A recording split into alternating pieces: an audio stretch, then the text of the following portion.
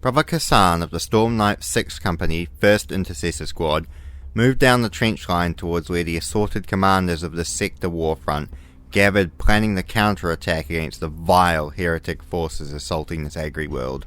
Arriving at the entrance of the hastily constructed command bunker, little more than a dugout, 25 meters underground back from the third line of trenches, Kassain entered inside, walking down the steps to the main chamber of the bunker.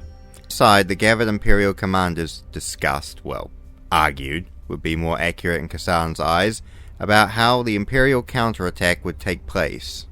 General Heke of the Arataki 3rd Regulars was arguing with the Mechanicum Tech Enclave commander about the use of renewed orbital attacks, while the Depth Corps of Krieg commander was insisting on another full frontal assault. As the only Astartes in this battlefront, the Storm Knights had great sway in this debate, but Lieutenant Tarkus was keeping his silence. Kassain's Sergeant Banorg, was standing beside the lieutenant. Banorg saw Kassain and moved away from the planning table toward Kassain. Kayar Banorg was a firstborn, a veteran of the 8th Company from before the scouring of Telenor, before the induction of the Primaris into the chapter and the galaxy had fallen apart. Chapter Master Hyperion had assigned a number of firstborn warriors to act as squad sergeants for Primaris units, to help integrate Primaris and firstborn coordination as well as training. Technically, it went against the Codex to mix Primaris and non-Primaris units, but Chapter Master Hyperion had insisted, so it had been done. Personally, Kassain did not understand why the remaining firstborn Marines just did not undertake the surgery and become Primaris themselves. That would have been a better way at utilizing their experience and fostering unit cohesion. But many of the firstborn in Kassain's eyes were still stuck in the past and distrusting of Primaris. When Kassain had mentioned the possibility of undertaking the Rubicon Primaris to Banorg, the sergeant had just said, "Listen, lad, I'm fine just the way I am, ain't I? I mean, us Astartes conquered the galaxy, didn't we? We've been fighting for all these thousands of years. And just because some Majos decided to make Astartes a bit taller and give 'em bigger guns, ain't meaning I'm gonna jump up and down and go buy into it, alright, lad? I am what I am. I served the chapter and the Emperor. I have done for 400 years and I'll continue to do so. And that's the bloody end of it." Kassain had been taken aback by the answer and didn't bother to argue further. The Storm Knights were better than some of the other chapters Kassain had heard of at accepting the Primaris into their ranks, but there was still some discontent, especially from the chaplains and librarian of the firstborn generation. Banorg had reached through the crowd to Kassain. He was broad, strong, clad in battered power armor of varying marks. He had an oversized power fist in his left hand, short blonde hair and thick stubble. His eyes were bright green and full of mirth. He was a lowborn, inducted into chapter from one of the varying tribes outside the gated castles around Telenor. He looked closer to a wolf of Fenris than a warrior of the Dark Angels. He was as honourable and noble as any knight, with the battle record to prove to any of his doubters of his skills. Kassain handed the sergeant a data slate. 1, 2, 5, said the sergeant aloud. "No, 3, sergeant. I was speaking in total for this campaign, lad. At least Tovak shall recover enough to fight again." "Indeed, sergeant." "How goes the planning for the next attack?" "Usual arguments. We're not getting anywhere." "Perhaps renewed orbitals, sergeant?" He was interrupted by the sounding of a klaxon, and all in the bunker were alerted, listening to comm beads and vox transmitters. "Guess our foe's been busy, lad, while we've been arguing. To the front! Come on, lad!" Everyone in the command room began a barely organised exit of the bunker, and the assembled Storm Knights moved out with sharp discipline to the front line of the trenches. Kassain took his place with 5 of his intercessor brothers looking out at no man's land, his bolt rifle aimed, while members of the 3rd Arataki Regulars took up positions beside them with las guns and auto rifles. "Remember, lad," said the sergeant, putting a hand on his shoulder and coming up beside him, "don't waste your bolts on the mortals." Kassain was aware of the procedures of engagement and of ammunition conservation, but didn't make any retorts or remarks, and just aimed his bolt rifle out at no man's land.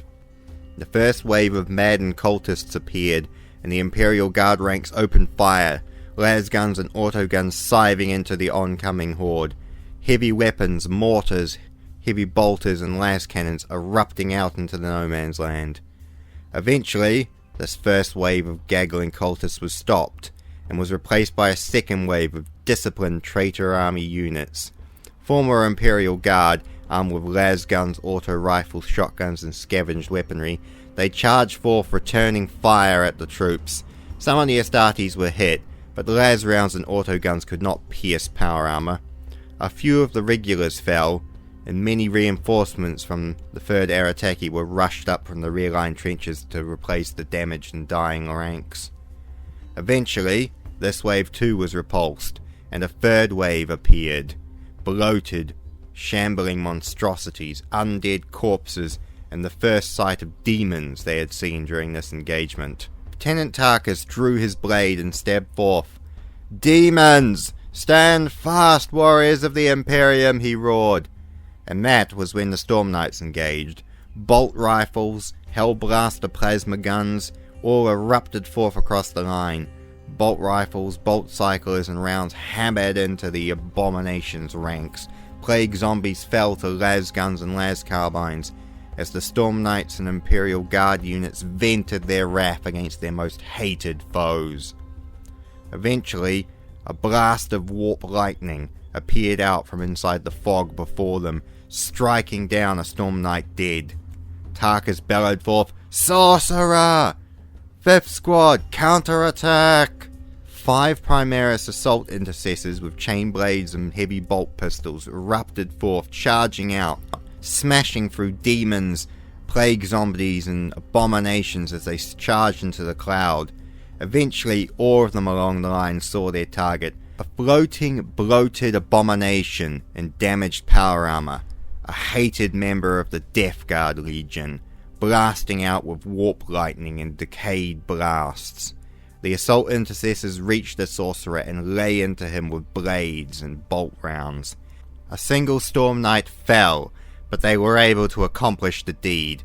The sorcerer lay dead on the ground, and the demons began dissipating around him, and the bloated abominations were being picked off by las rounds and bolt rounds. Lieutenant Tarkus bellowed out, "Fall back! Fall back to the trench line!" The remaining assault intercessors turned and fell back, except for one.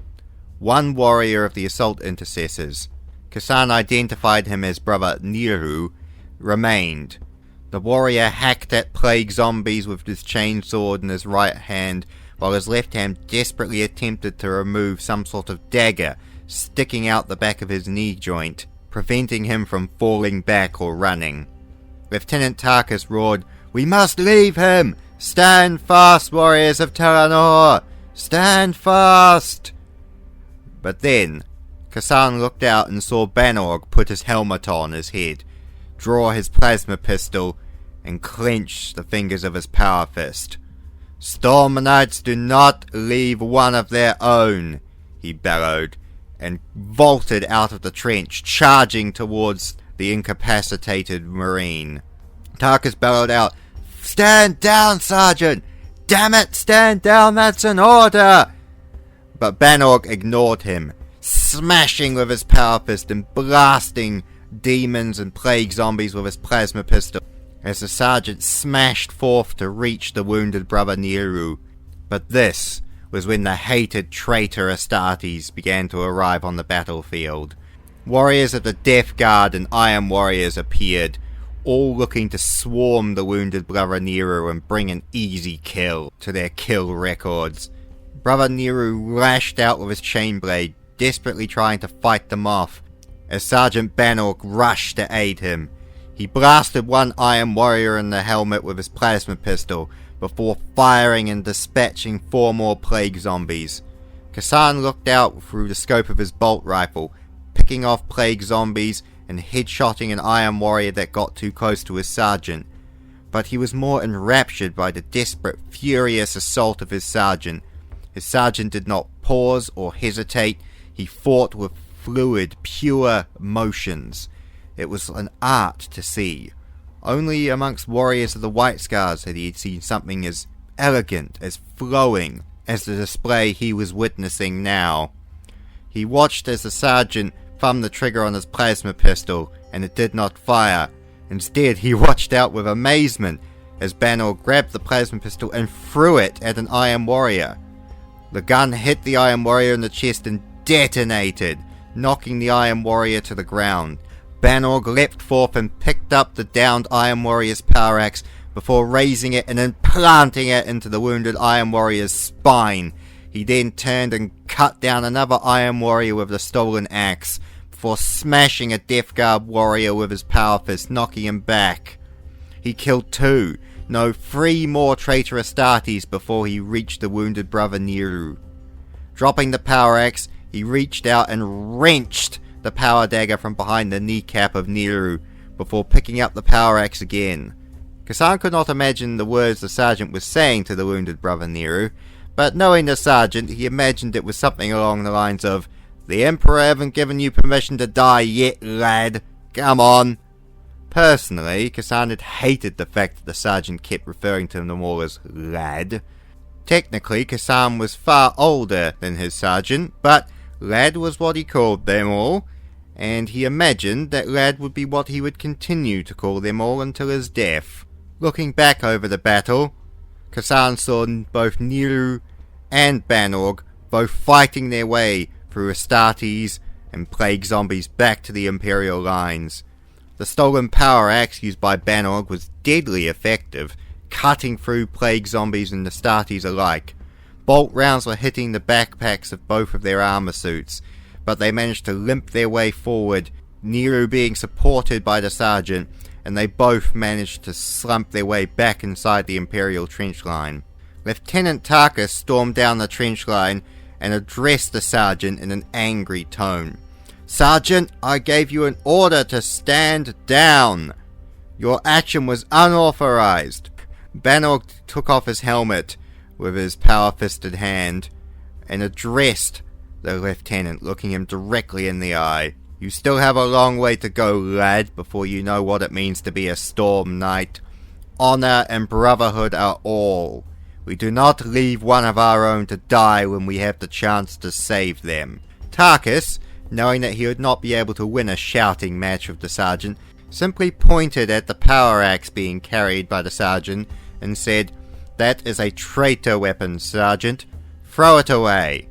The sergeant meekly obliged, chucking it over the lip of the trench line, before Lieutenant Tarkus turned and walked away. Banorg waited until the lieutenant was out of sight, before reaching over the lip again and retrieving the power axe, giving it a few practice swings. Kassain gave his sergeant a look from behind his helmet. "What, lad? It's a good axe. I can always appreciate a good axe. It's better in my hands anyway." Kassain did not argue. It was not his place to argue with his sergeant. He would leave that particular shouting match for the lieutenant. Instead, he checked the bead of his helmet box, where Lieutenant Tarkus was giving orders. Banorg heard them too, and put his hand on Kassain's shoulder. "Alright, lad, looks like we've been given the counterattack orders. Why don't you call it?" "Yes, Sergeant," said Kassain. "Alright, 10 seconds." All across the line, Imperial forces were gathering on the lip of the trench line, ready to storm out over the trench line to counterattack the retreating traitor forces. "Knights of Telenor, charge!" could be heard by the lieutenant over the vox, and Kassain roared over the squad's vox link, "Charge, brothers!" And together, the assembled might of the Imperial forces charged out from the trench lines to counterattack against the hated traitor foe.